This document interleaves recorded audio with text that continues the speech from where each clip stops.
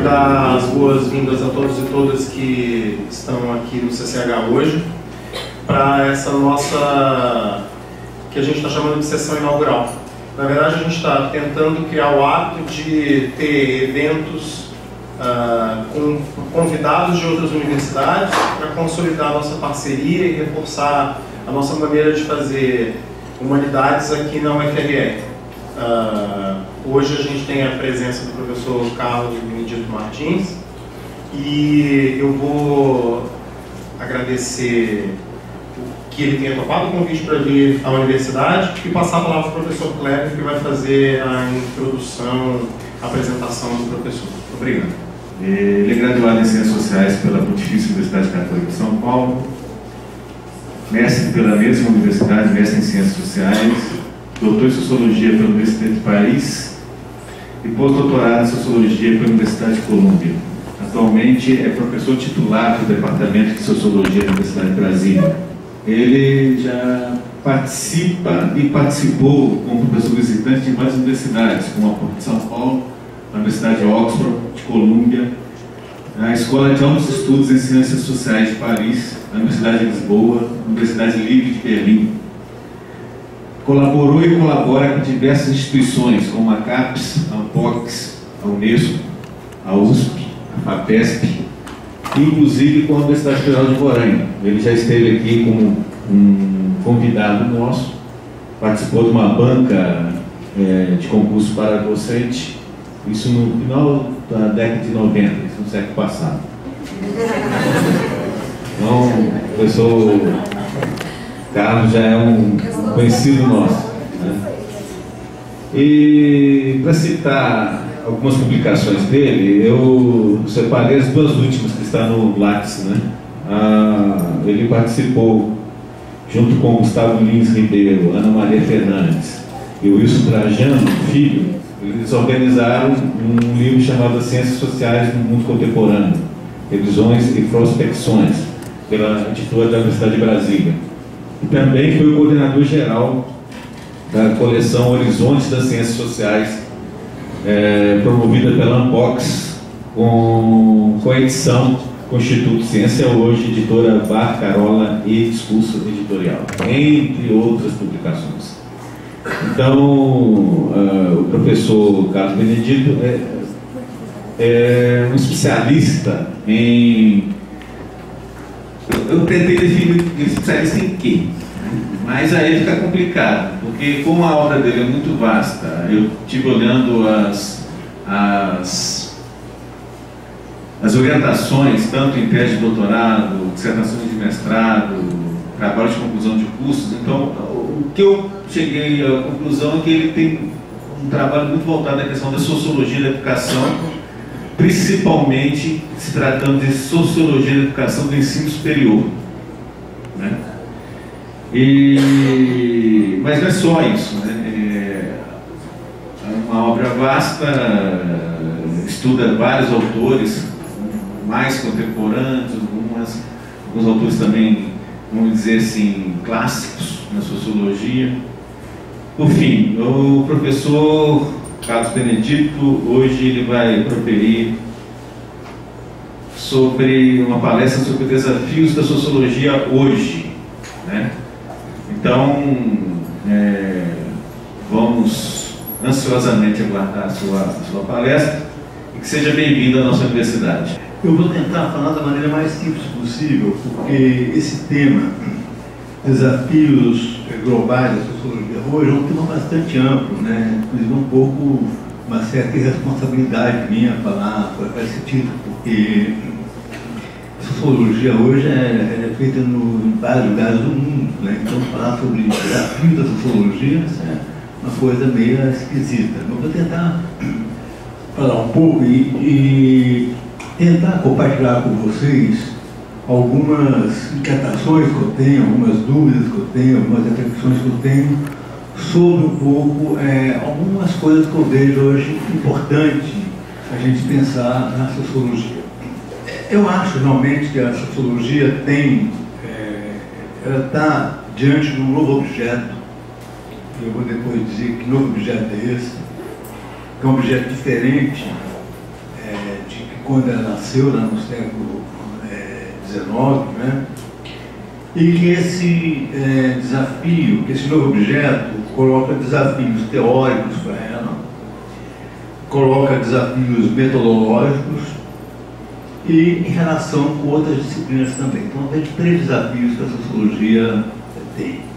Para chegar um pouco nesse novo objeto, que eu acho que vem desafiando a imaginação sociológica, eu vou voltar um pouquinho para trás e dizer qual foi o objeto historicamente que a sociologia sempre privilegiou. Como vocês aqui já fizeram curso de sociologia, não vão ter grandes dificuldades em entender o que eu estou querendo colocar aí. Se tiver depois dificuldade ou alguma dúvida e tal, vocês me colocam aqui as questões que eu vou tentar esclarecer para vocês.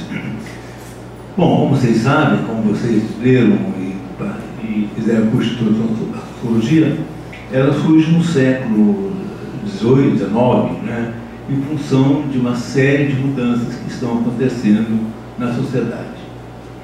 Revolução Francesa, a Revolução Inglesa, a Revolução Científica, estava se configurando um mundo completamente novo, diferente, as pessoas não estavam entendendo, e a sociologia não surgiu do dia para a noite, ela surgiu para entender esse mundo que estava se configurando, que era um mundo que as pessoas não entendiam.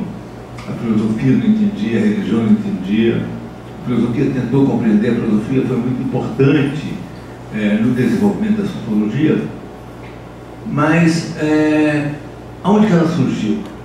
A sociologia surgiu na Europa, né? Principalmente na França, na Inglaterra, na Alemanha, na Itália e nos Estados Unidos. Isso é uma coisa que não se coloca muito, se pensa muito a sociologia como produto europeu, mas a sociologia teve uma importância muito grande no seu nascimento na sociologia norte-americana.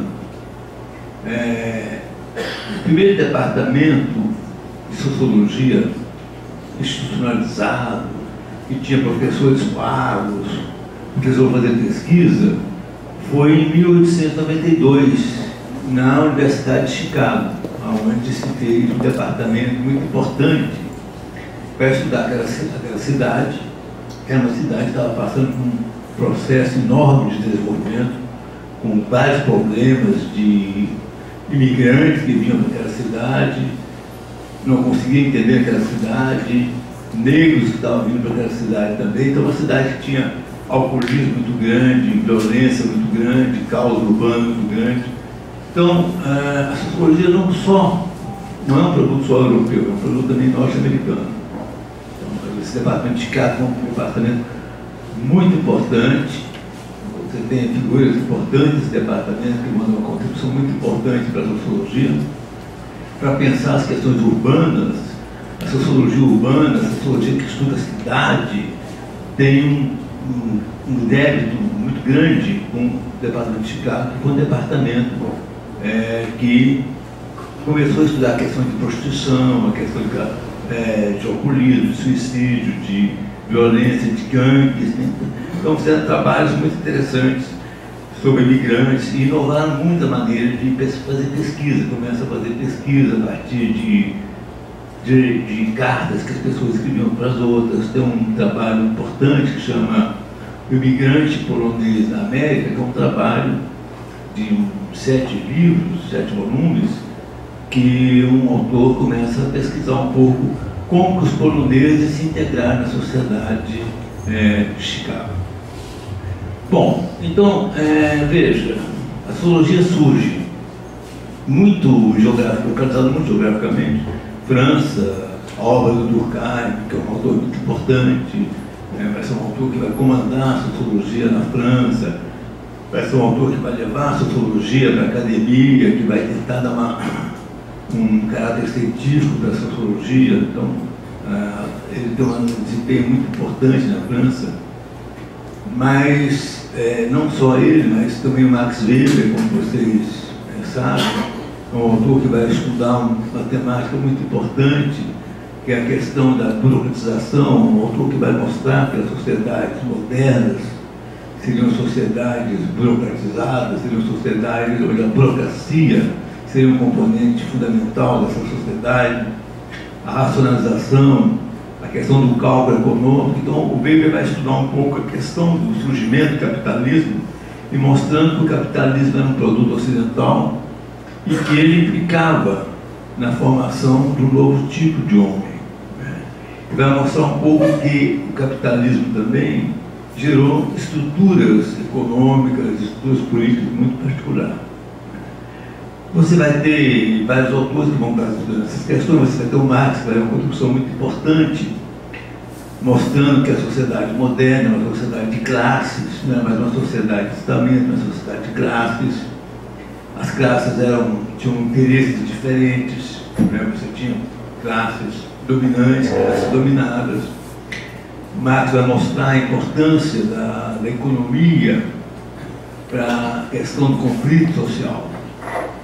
Então, esses autores deram uma contribuição muito importante para explicar um mundo novo que estava surgindo, um mundo com o Estado, um Estado que se formava, né?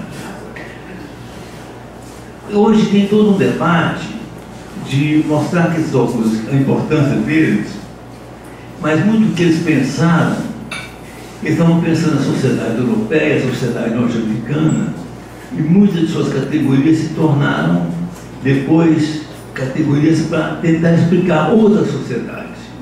E hoje você tem um debate muito importante no sentido de repensar a contribuição desses autores. Tem todo um debate hoje de dizer que esses autores eram eurocêntricos. Claro que eles eram eurocêntricos porque a sociologia estava surgindo na Europa, estava surgindo nos Estados Unidos. Então hoje a sociologia tem um desafio muito importante de repensar também a contribuição desses autores. Uma coisa muito importante que eu acho é que um curso de sociologia não deve canonizar autores, não deve endeusar autores, certo? Não deve fazer dos autores pessoas que não erraram, pessoas que pensam e não são questionáveis. Todo autor é questionável. Marx é questionável, Durkheim é questionável, Weber é questionável. Com isso não se quer dizer que eles não sejam importantes. Foram muito importantes, continuam sendo muito importantes. Mas, por exemplo, só para dar um exemplo para vocês, que eu estou querendo colocar aqui, o modelo do Weber de burocracia é o modelo do Bismarck. Na época que o Weber, quando estava estudando burocracia, estava estudando o modelo de burocracia do Bismarck, um modelo específico histórico. Esse modelo do Weber, esse modelo foi colocado como modelo universal de burocracia. Então, com isso aqui eu estou querendo colocar uma coisa, que um trabalho sociológico hoje, esses clássicos têm uma importância muito grande. A obra do Durkheim é uma obra muito importante. Quando eu era estudante de graduação, o Durkheim era apresentado para mim como um autor reacionário, conservador, né? Como não prestava, percebe? Isso é um crime, o professor falar para um aluno que um autor não é importante, que um autor não vale a pena. Quem tem que descobrir um autor é o aluno. O professor tem que explicar para o aluno o que é o autor, de onde ele surgiu, os alcances, os limites dele, e não fazer um aluno ler preconceituosamente um autor. Eu tive professores que me levaram a ler preconceituosamente vários autores. Ainda usar o Marx e a criticar o Durkheim, por exemplo. Isso é um crime. Isso eticamente eu acho que não é aconselhável. Mas o que eu quero dizer é o seguinte: um desafio que a gente tem hoje é como a gente lê esses autores. Por que eles são clássicos? São clássicos porque eles permitem, eles germinam a nossa imaginação. Eles nos inquietam, eles nos botam questões, nos indicam questões, eles mexem com a nossa cabeça. Você lê um autor desse, ao longo da sua vida, vários desses autores, eles são importantes, eles se tornam quase que pessoas que você conversa com eles, percebe? Essa é a questão. São clássicos porque sempre que você lê um autor desse, você descobre uma coisa nova, uma coisa que você não tinha prestado atenção. Então, esses autores são muito importantes. Mas veja, A sociologia vai continuando crescendo, ela vai se expandindo, mas ela vai se expandindo muito lentamente também. Ela vai se concentrando muito na Europa, vai se desenvolvendo na Europa, vai entrando um pouco na América Latina, né? Vocês sabem que no Brasil a sociologia começa a se desenvolver por volta de 1930, quando a USP traz os professores franceses, a chamada missão francesa, né? A USP acabou de ser criada naquela época, em 34, e trouxe vários professores franceses para cá, entre os quais o Roger Bastide, o Lévi-Strauss, que depois se tornou um grande antropólogo mundial, né? Estava começando a sua carreira, e eles começaram a dar aula na USP, davam aula em francês, inclusive, eles falavam português. Então a sociologia começa a se desenvolver em várias partes do mundo, né? Por exemplo, a sociologia brasileira, no seu início, ela foi muito marcada pela presença francesa, por pessoas que vieram da França, como Lévi-Strauss, Roger Bastide e vários outros, Pierre Monbenck, e também por uma escola que tinha em São Paulo, chamada Escola de Sociologia Política, onde você vai trazer alguns professores da Escola de Chicago para dar aula nessa escola. Então, o que eu quero colocar aqui é que a sociologia vai começar a se expandir lentamente. E cada país vai ter uma história muito especial na sua formação da sociologia. A sociologia brasileira vai ser formada por franceses, e depois vem o Donald Pearson, que é um professor de Chicago para dar aula, que foi muito importante, porque se a USP era muito teórica, esses professores de Chicago eram mais pragmáticos, gostavam de fazer pesquisas mais empíricas. E esse professor Donald Pearson vai ser muito importante na formação do Florestan Fernandes, que foi um sociólogo importante no Brasil, muito importante na formação da sociologia. Então a sociologia vai se constituindo lentamente e tal, e por volta lá de 1960, as pessoas começam a perguntar se o que os clássicos estavam falando estava correto, isso aqui dava para entender a sociedade. A sociedade estava mudando muito depois da Segunda Guerra Mundial. Houve uma explosão populacional muito grande, houve um estado de bem-estar que garantiu, que procurou garantir muito a questão da saúde, a questão do trabalho, a questão do emprego. Por volta de 1960, você também tem vários movimentos sociais. Nos Estados Unidos você tem os movimentos pelos direitos humanos, pelos direitos civis, os negros começam a se reivindicar, as mulheres começam a reivindicar também, todo o movimento feminista começa nessa época, ganha expressão, ganha poder no volta de 1960. Então as pessoas começam a dizer, pô, essa sociedade aqui não é mais igual à sociedade que tinha no início.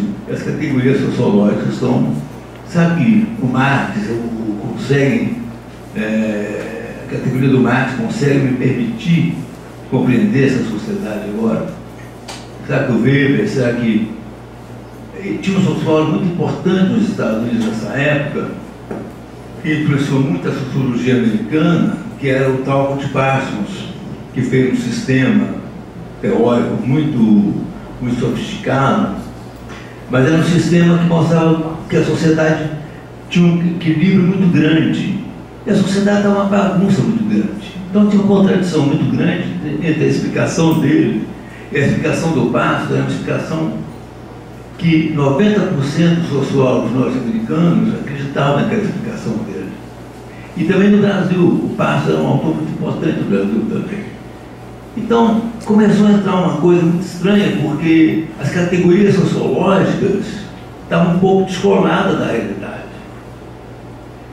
E aí se começou a pensar novamente que a questão das classes tinha mudado, que a classe operária não era mais revolucionária, a classe operária não fazia mais revolução, estava ajustado no sistema, tinha se tornado, tinha se aburguesado e tal. E o Marx dizia que a revolução seria feita pelos operários, no nível mundial. Aí a gente começou a dizer, bom, então escuta, essa sociedade não é mais uma sociedade industrial, uma sociedade pós-industrial. A sociologia começou a mudar um pouco seus conceitos. Aí tem vários autores que vão chacoalhar um pouco os conceitos da sociologia e vão pedir um pouco uma revisão dos conceitos. 1960 é um momento muito importante,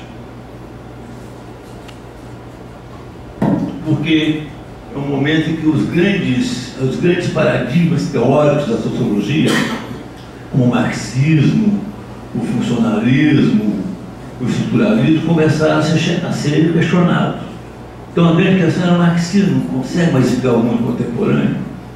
Na França, por exemplo, vocês devem ter visto, em 68, tem toda aquela revolução dos estudantes, os estudantes questionando as teorias marxistas, questionando a legitimidade do Partido Comunista na França, que era um partido importante na condução das lutas e tal. Então, 68 é um ano que as mudanças que ocorreram em 68 mexeram com a sociologia.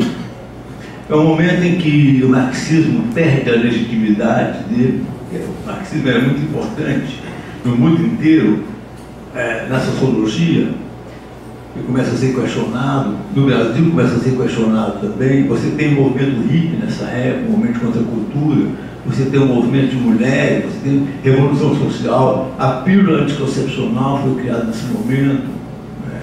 As mulheres passaram a usar roupa sem sutiã, houve todo um movimento de costumes, uma revolução de costumes muito importante. E essa revolução, essas mudanças que estavam acontecendo na rua, bateram na porta da sociologia e disseram, ué, mas escuta, o que vocês estão falando não dá mais para explicar isso aqui.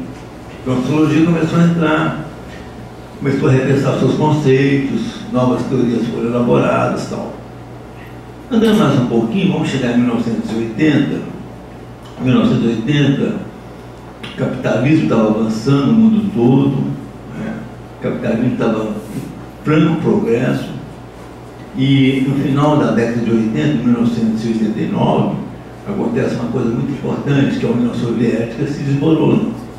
A União Soviética se desmorona, os países socialistas entram em polvorosa, todos os países socialistas começam também a entrar em processo de destituir seus dirigentes. Então o leste europeu, que era um grande contingente de país socialista, começou também a mudar o seu regime. E aí você tem uma questão que o capitalismo entra nesses países e você começa a ver que estava havendo uma mudança muito grande no mundo, que era o surgimento de um objeto novo da sociologia, que vai ser a globalização. A globalização. É essa a questão central hoje da sociologia, estudar a globalização. E a globalização é sempre pensada muito no aspecto econômico. O que é o aspecto econômico? É o mercado financeiro, que é mundial. As pessoas apertam um botãozinho no computador, quem tem dinheiro, né? Bota o dinheiro onde que quer, percebe? O dinheiro é muito voraz, é muito veloz, é um fluxo de capitais muito grande. As empresas começam você não sabe mais quem qual país é dono de uma empresa, começam a ser as multinacionais. Então você tem empresas multinacionais. Você tem um capitalismo financeiro muito grande, as pessoas começam a vender empresas, a tirar dinheiro e viver de lucros, de especulação financeira. Então você tem uma mudança muito grande no plano econômico da sociedade, o comércio as sociedades começam a ficar extremamente interligadas no plano econômico. Mas não é só na economia que a globalização avançou. Ela avançou também no plano político. Como no plano político? Começa a surgir uma série de instituições que eram supranacionais. A ONU, a Unesco, o Banco Mundial, o FMI, Então você tem hoje organizações que começaram a ir além do Estado. Tem toda uma discussão hoje se o Estado hoje ele foi enfraquecido. Foi enfraquecido. O que ocorreu foi que surgiram uma série de organizações que vão além do Estado. Vocês pegam as ONGs, por exemplo. As ONGs também têm uma atuação que vão muito além do Estado.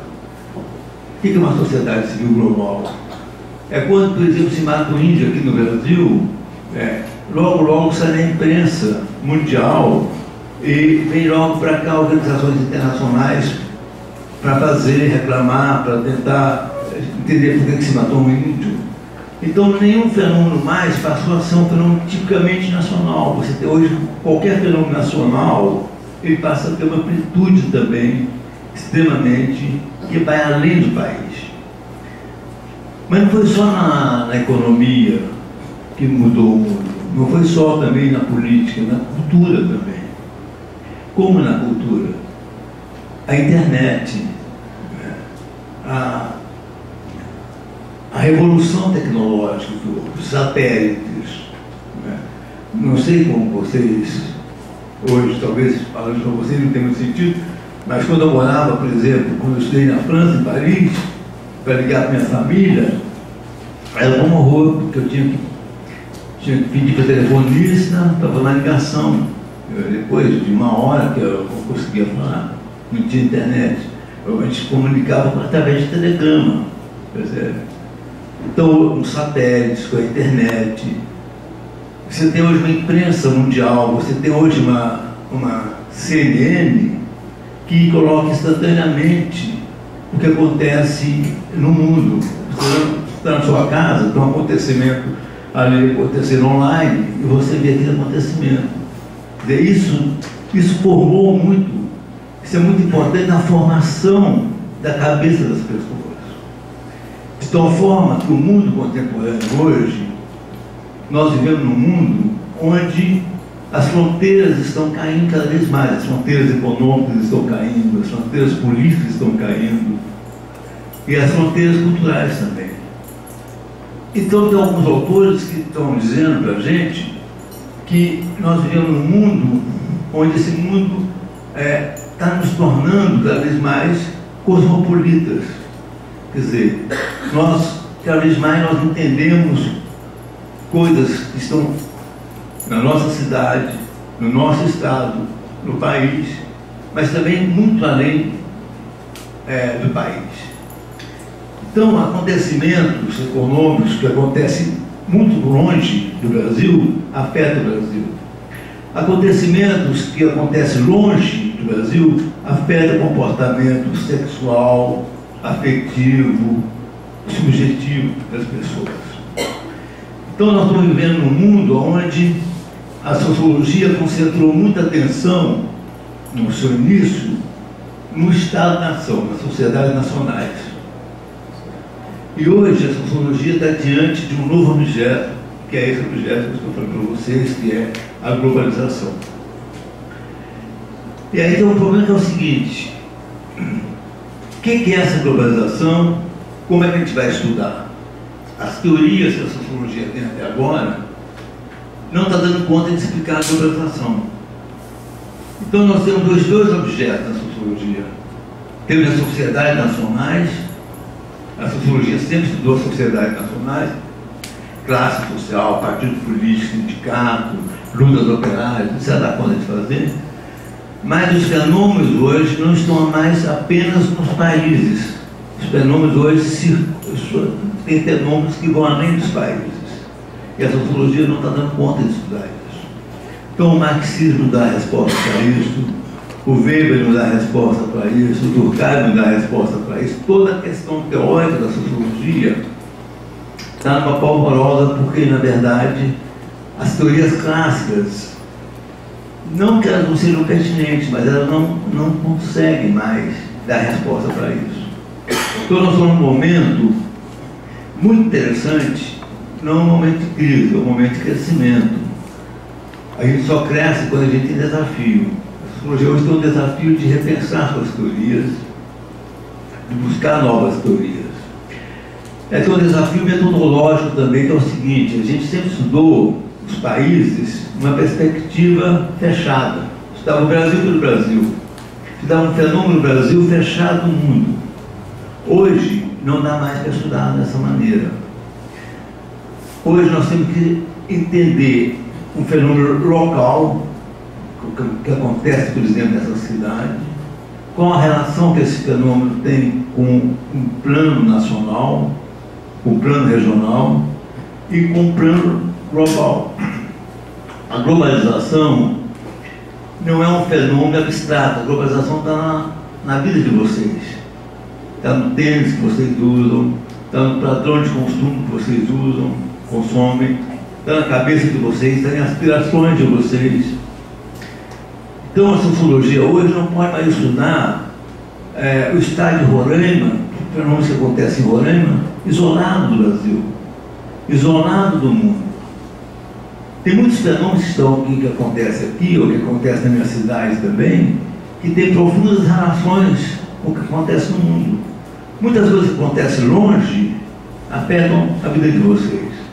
E a sociologia tem que fazer essa articulação entre o nível local, regional, nacional e global. Esse é um desafio muito importante da sociologia. E a sociologia está com um problema para fazer isso. E isso também envolve uma coisa que é o seguinte: será que a sociologia sozinha consegue entender a globalização? Eu acho que não. Porque a globalização é um fenômeno multidimensional. Ele é um fenômeno econômico, ele é um fenômeno político, ele é um fenômeno cultural, ele é um fenômeno psicológico também. Então, a sociologia, hoje, ela tem um desafio de reatar relações com a economia. Nós temos que ter uma formação em economia, sólida formação em economia, para entender o que está acontecendo no mundo. Política também, então até uma formação em política. Em literatura também.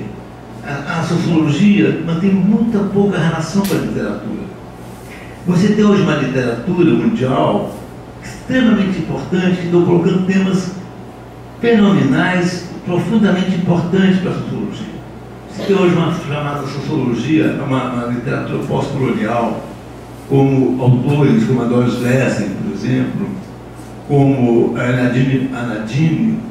Você tem uma série de autores que estão pensando em questões na África do Sul, sul-africanos, a questão da diáspora, a questão da imigração. A literatura é uma fonte fundamental de informação para a sociologia. A sociologia sozinha não vai longe. E o mais perigoso ainda é achar que um autor sozinho entende a globalização. Eu não sei se você já viu falar no tal de Anthony Giddens, tem no Brasil, muita gente acha que ele deu conta de explicar a globalização. Me desculpa que a expressão que ele matou a cobra e mostrou o pau. Na verdade, isso é um equívoco, porque não tem um autor sozinho mais que você consegue dizer: esse autor aqui é o autor meu ídolo e ele explicou tudo, ele explicou o mundo, ele explicou a globalização. Não tem mais um autor sozinho. A sociologia hoje está diante de um desafio de manter contatos com disciplinas que ela perdeu esse contato. O sociólogo não tem mais formação em economia, não tem mais formação em psicologia, não tem mais formação em antropologia, não tem mais formação em política, não tem mais formação em literatura. A sociologia está ficando pobre e o mundo está ficando complexo. Essa é a grande questão. Percebe? Então é um momento muito interessante, que é um momento de inquietação, que é um momento de rever coisas, que é um momento de se abrir a cabeça, que é um momento de procurar informações. Bom, e aqui eu queria terminar dizendo o seguinte: qual é o impacto da globalização na sociologia? Essa é uma coisa de buscar o contato com outras ciências.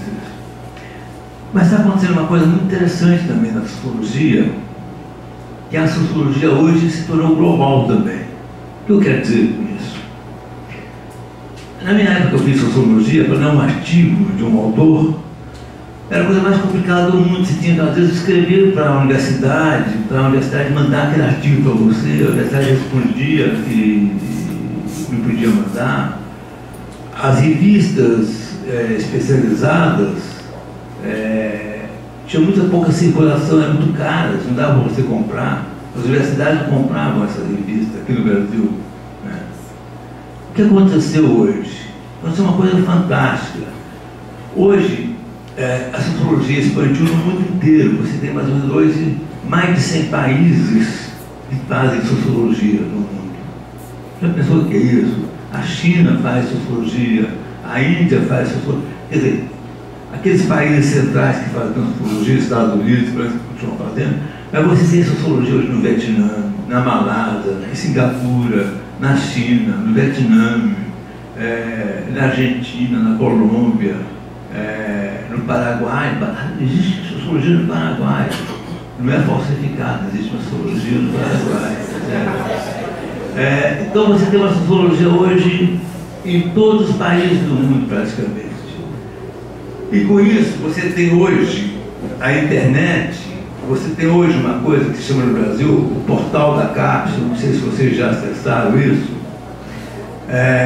onde você pode clicar em revistas de sociologia, determinadas revistas, e achar o artigo que você está procurando. Ou você simplesmente vai na internet, coloca lá fulano de tal, se tiver o artigo disponível em PDF, você tem.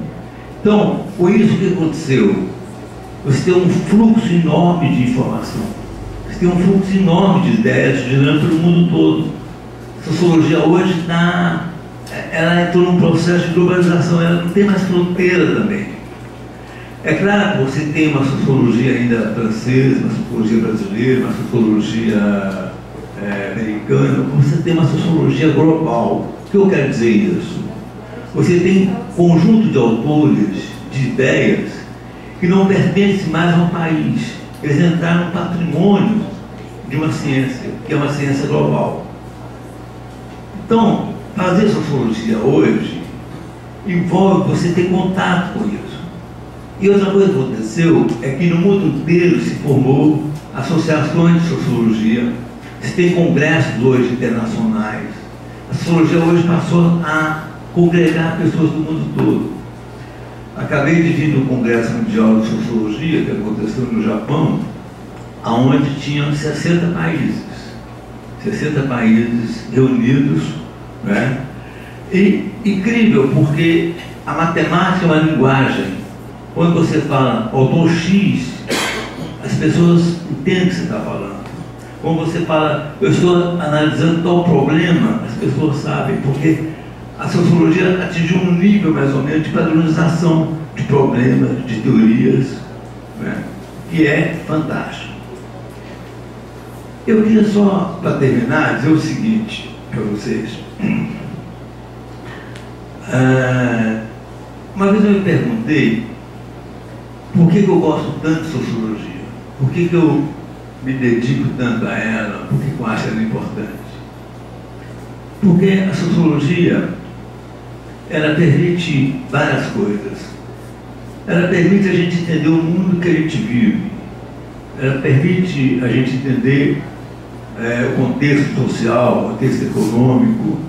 Ela consegue nos explicar um pouco como as relações sociais interferem na nossa vida.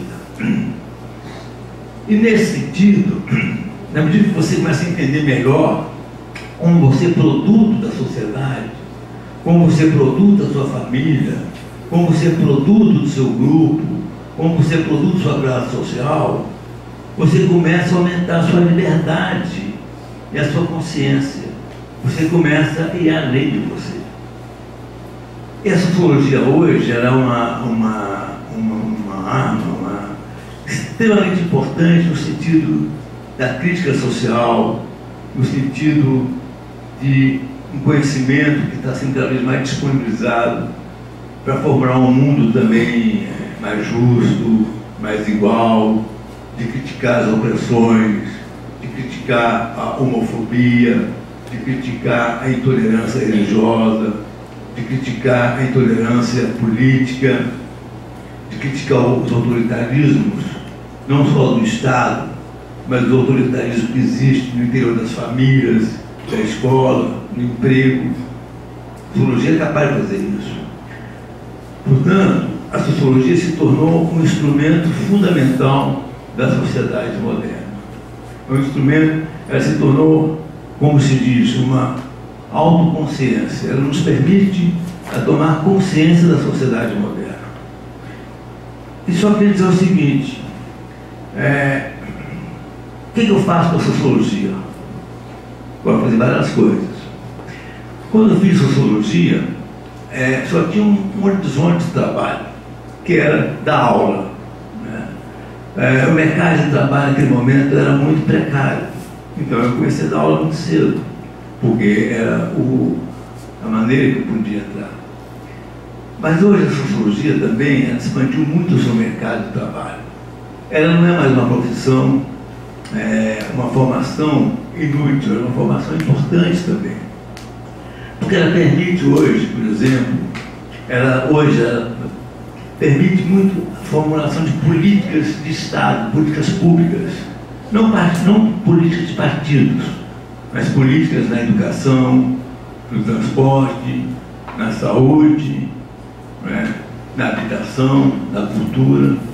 Então a sociologia hoje, além dela possibilitar você dar aula, fazer um trabalho acadêmico, ela também permite você ter um mercado de trabalho cada vez maior também. Fora também o trabalho de empresa e marketing político. Né? Então a sociologia não é mais uma coisa inútil. A sociologia, cada vez mais você tem um apelo da sociologia, cada vez mais você tem a sociedade chama os sociólogos para poder explicar não só o Estado, mas também a cultura, a educação, a família, o mundo que nós vivemos. Né?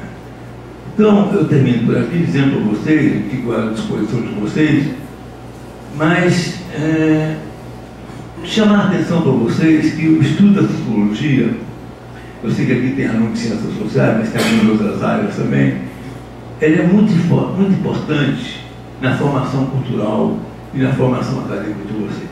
Muito obrigado.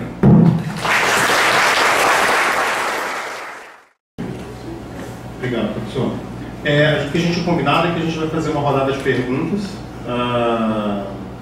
Só que aí eu vou pedir para... Eu só estou com o microfone funcionando hoje no auditório, então eu vou caminhar, levo o microfone. Eu já tenho a Ana Lúcia aqui, o Félix. E aí a gente faz uma rodada, 13 perguntas, tá bom? 13 perguntas, e aí ele responde. Pergunte. Bom, boa noite, professor. Sou Ana Lúcia, sou professora do curso de Ciências Sociais. Obrigada por sua palestra, achei bastante interessante. E queria discutir um pouco. Eu não vou formular uma pergunta, mas vou trazer algumas questões que tem a ver com o que você colocou e que eu gostaria, enfim, para comentar, enfim, para alimentar o debate. Você colocou um pouco do endeusamento de alguns autores e muitas vezes os preconceitos com relação a outros autores. Obviamente que a minha formação também vivia um pouco isso. E eu vivi de forma diferente essa situação. Tanto o endeusamento ou uma situação em que um autor era visto como o grande autor porque era crítico no momento em que as teorias críticas estavam em voga e outros não eram vistos como de pequena monta porque não seriam críticos, no caso do Durkheim, mesmo do Weber, entre outros. Né? E também depois passei a viver um tempo em que aquela teoria que antes era endeusada passou a ser execrada, porque não dá mais conta, porque não serve mais, porque não presta mais, no caso do Marx, ou porque não dá conta. Né? Então, está muito em voga esse debate de que as teorias elas não dão mais conta da realidade, etc. E o meu questionamento é mais ou menos o seguinte: será que o problema é mesmo nessas teorias? Né? Eu fico pensando que esses homens eles eram homens de seu tempo. Eles se tornaram clássicos porque eles ousaram formular teorias que deram conta de uma certa época histórica, mas que ultrapassaram esse tempo histórico. E tanto é que até hoje a gente consegue aprender com eles e consegue usar esses autores para nos ajudar a compreender melhor o mundo que nós temos. E nesse sentido eu acho que essas teorias elas ainda têm muito vigor e ainda são extremamente importantes. Então eu fico pensando que o problema talvez não esteja nas teorias, mas obviamente a gente vive sim um mundo muito mais complexo, né? A realidade hoje ela é muito mais complexa. Então eu penso que talvez hoje, cada vez mais, seja importante a gente se dar conta de que não são as teorias que devem ser interdisciplinares. Na verdade, a interdisciplinariedade hoje é importante porque é o mundo, é a realidade que é interdisciplinar. Ou seja, é impossível compreender o mundo somente com um autor ou somente do ponto de vista sociológico ou antropológico ou político. Eu vivo dizendo que você não tem como dar conta do mundo que não seja nas suas múltiplas dimensões. E é por pensar assim, ou seja, de pensar que essas teorias elas são importantes para nos ajudar a dar conta das determinações presentes no mundo de hoje, que, portanto, não podemos cobrar isso dos autores, temos que pegar esses autores das teorias para nos ajudar a nós sim darmos conta dessa realidade, é que eu então acabo fazendo um pouco aí a propaganda de um autor que eu continuo achando extremamente vital, junto com os outros, mas que para mim tem uma vitalidade mais importante, que é o Marx, né? E do meu ponto de vista, é um autor, a vitalidade dele está justamente na questão da dialética e do fato de que ele nos mostra que nós só podemos entender efetivamente as coisas se nós a entendermos nas suas múltiplas relações, né? Que as coisas não estão isoladas e, portanto, não podem ser compreendidas de forma isolada. E para compreender isso dessa forma, eu acho que o Marx ainda é fundamental, a dialética ainda é fundamental, e aí, obviamente, que desse ponto de vista, a gente vai usar a teoria não para endeusar ou não para achar que o Marx dava conta disso ou daquilo, mas para que a gente sim possa dar conta de compreender melhor e de forma mais ampla a complexidade do mundo de hoje. Tá? Só para discutir um pouco. Obrigada.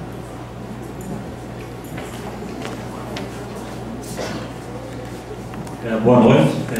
Permita ficar de pé, porque eu também não sou conhecido da maioria de vocês.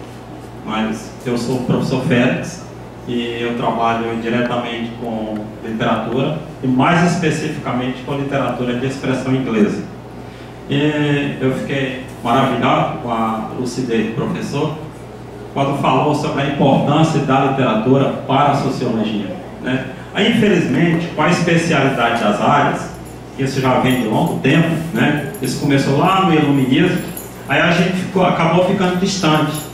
Aí o que acontece hoje? O curso de letras, professor, também tem passado por sérias reformulações, né? A gente usa a expressão, uma expressão pós-moderna, né? Ele foi estilhaçado. Antes, pessoal, a gente só estudava literatura americana ou literatura inglesa, né? Aí o professor foi bastante feliz, parabéns pela lucidez, quando ele tocou na questão do pós-colonial, que depois ele pode falar melhor. E ele falou do nome de uma escritora da África do Sul, a Nadine Gordimer, né? Então, veja bem, hoje, o curso de letras da UFRR, ele estuda os escritores pós-coloniais. Porque o que é que acontecia? Quando eu cheguei nessa universidade, há 17 anos, a gente privilegiava a literatura americana e a literatura inglesa, né? E a Guiana, né? Aí eu só queria deixar registrado aqui que o meu mestrado, na época, na UFMG, foi com um autor guianense, né? Pouco conhecido, que ninguém dá valor, e não foi fácil convencer uma banca a aceitar um escritor vindo de um dos países mais pobres das Américas. Eles falam que depois do Haiti, talvez depois do Haiti, o Paraguai e a Guiana, né? Mas por que isso aconteceu?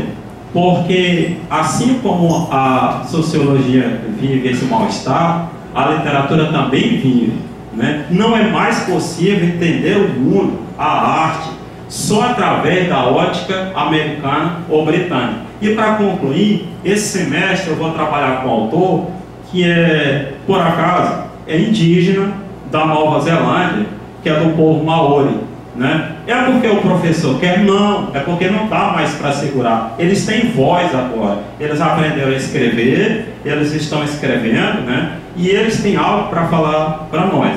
E a pergunta que eu faço para o professor, agora na área de sociologia, e é um desafio para vocês: por que vocês, sociólogos e os professores, vocês não leem Gilberto Freire? Eu estou fazendo um desafio, né? De repente aqui vai ter uma discussão, porque em letras eu falo para os meus alunos: leiam Gilberto Freire, olha o turbilhão, olha o estilo, olha a capacidade dessa pessoa de escrever, né? A beleza do estilo, a beleza da linguagem. Eu falo para os alunos de letras. Ele é uma inspiração, inclusive, para quem está escrevendo uma tese, né? Então, professor, eu queria que você fizesse reflexão nesse sentido. Por que que o nosso sociólogo, nosso aluno, não lê Gilberto Freire? É uma pergunta que eu falei. Caiu de moda?